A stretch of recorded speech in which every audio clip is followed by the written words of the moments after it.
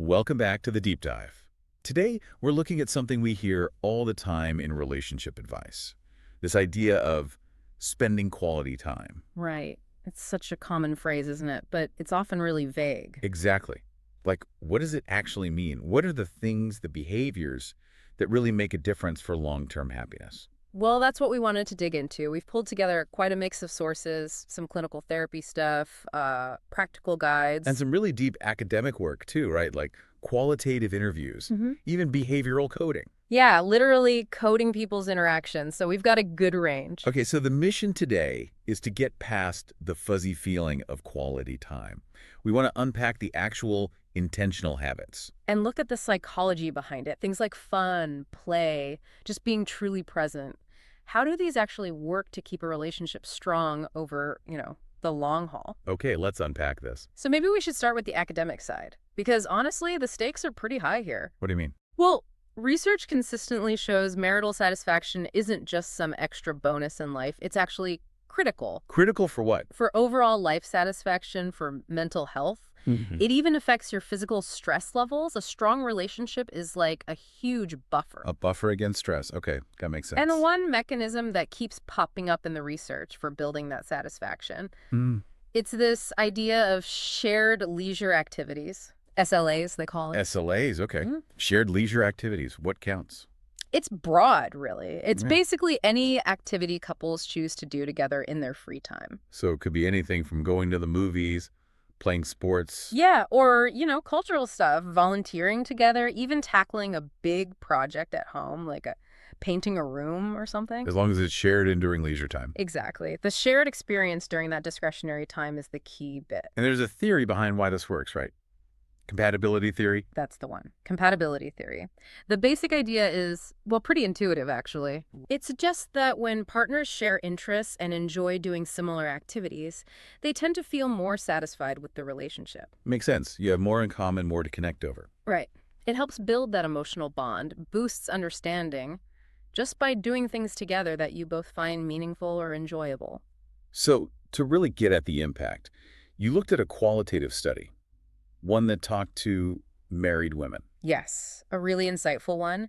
They asked women specifically how shared leisure activities helped their relationships, and they found five main themes that came up again and again. 5 themes.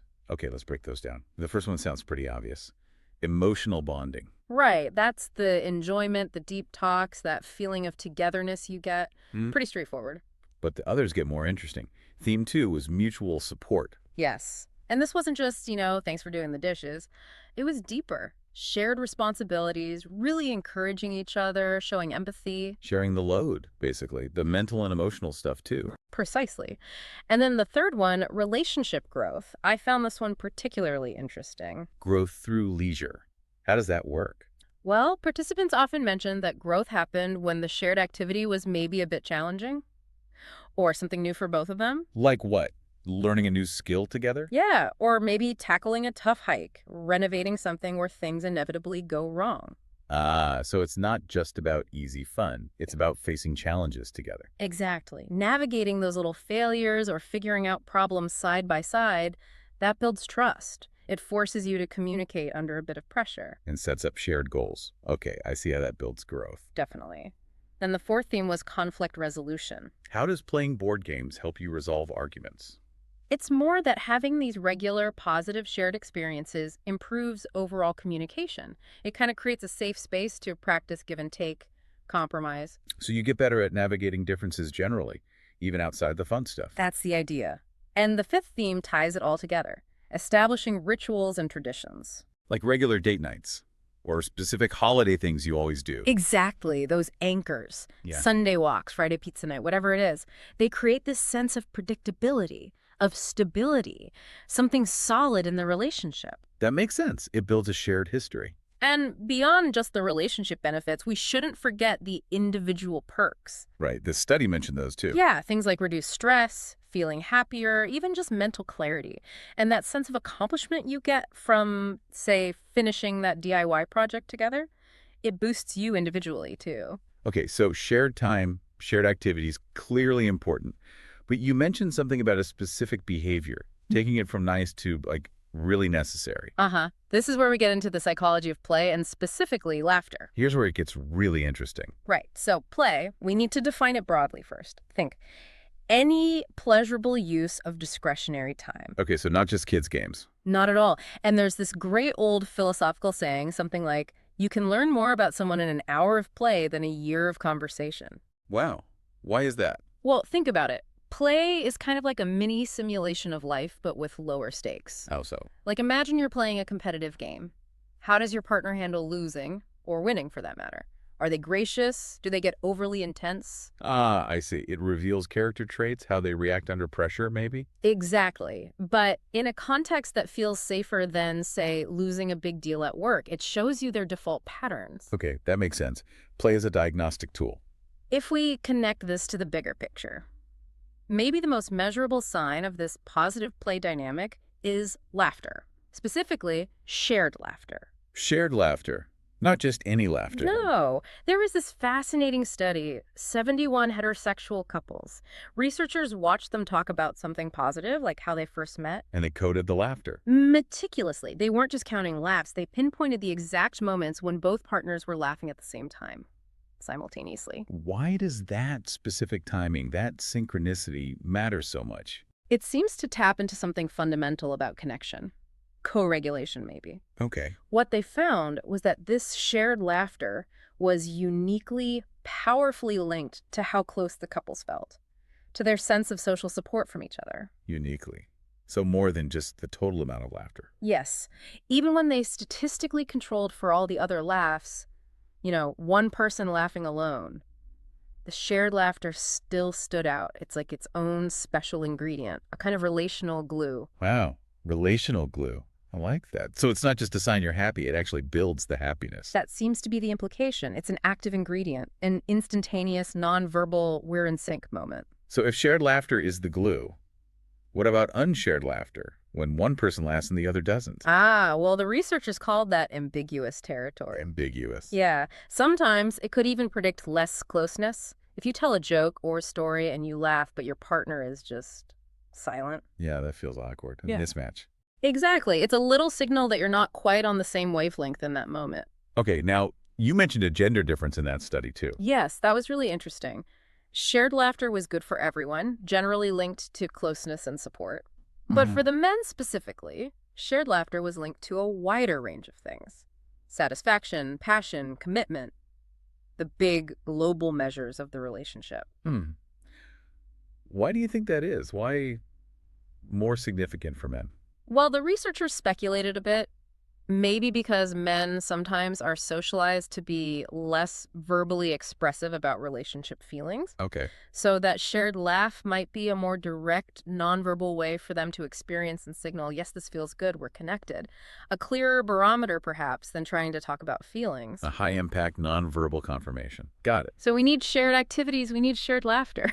But just being in the same room isn't enough, Yeah. right? You can be together but miles apart mentally scrolling on your phones. Precisely. And that's where intentionality comes in. That's the bridge. Intention. Especially if quality time is really important to one or both partners, maybe it's their primary love language. So what does intentional quality time look like? It means undivided attention, real presence. Okay.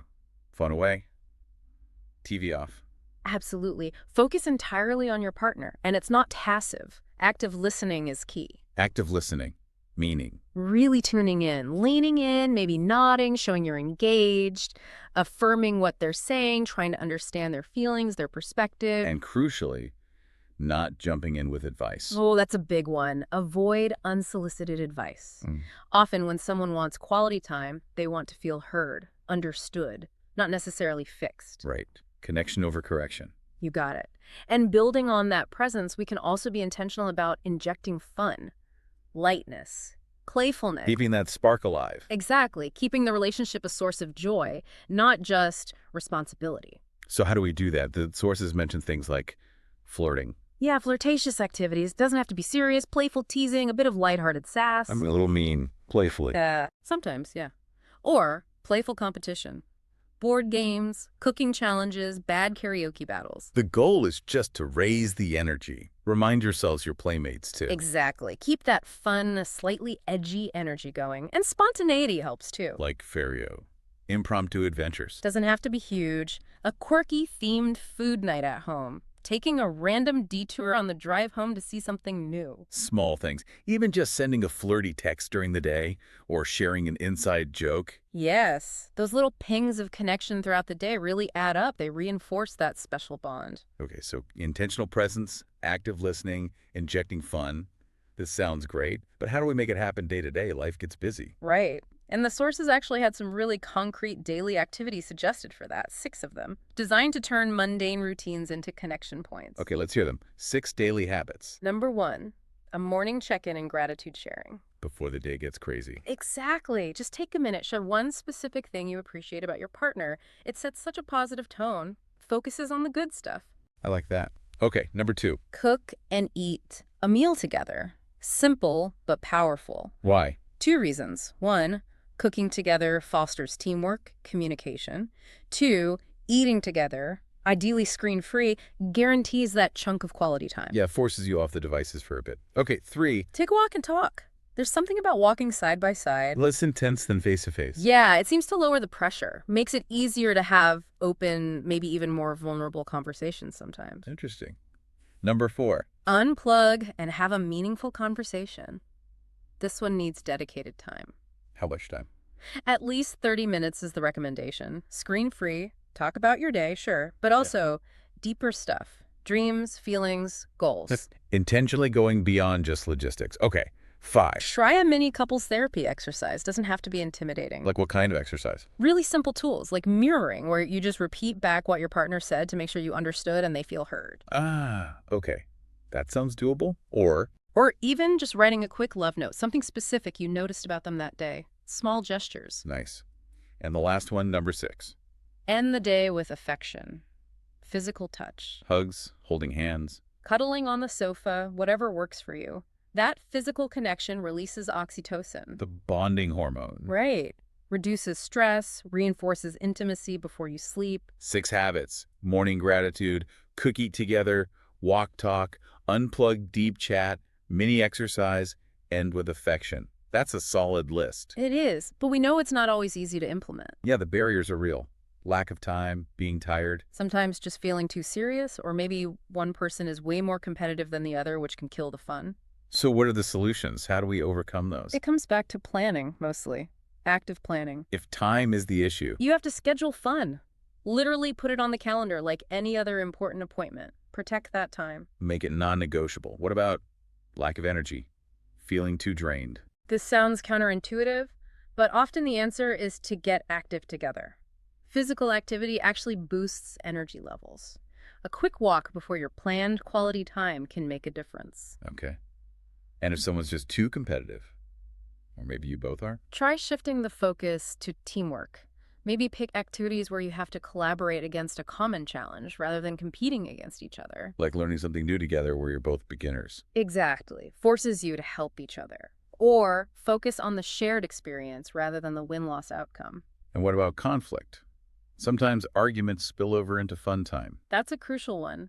You need to actively protect fun from conflict. Agree beforehand. Okay, for the next hour while we play this game Ego for this walk, we're not bringing up the issue about the Bill skids, whatever. We'll talk about that later. Create a safe zone for connection. Right. Table the tough stuff for another dedicated time. Yeah. Focus solely on enjoying the shared moment. So looking back at everything, the academic work, the practical advice, what's the big takeaway? For me, it really boils down to intentionality. Strong relationships don't just happen because you spend accidental time near each other. It's not about proximity. No, it's about consciously choosing to connect. Whether that's through really listening without distractions, or making sure your laughter is genuinely shared, or scheduling that walk even when you're tired, it's deliberate action. Intentionality is the key ingredient. This raises an important question. Okay. If intentionality is key, how specific should we get? What do you mean? Well, remember that research on shared leisure activities? It mentioned something interesting. Go on. It noted that the impact of these activities could actually vary, depending on the couple's cultural background or even just their context, like living in the city versus the countryside. So what's considered quality time or fun might differ. Potentially, yeah. Or certain activities might hold more cultural meaning or significance for one couple than another. So the final thought is, Maybe we should be intentional not just about making time, but about what we do in that time. Exactly. How much more fulfilling could our shared time be if we consciously chose activities that really resonate with our specific, unique relationship context?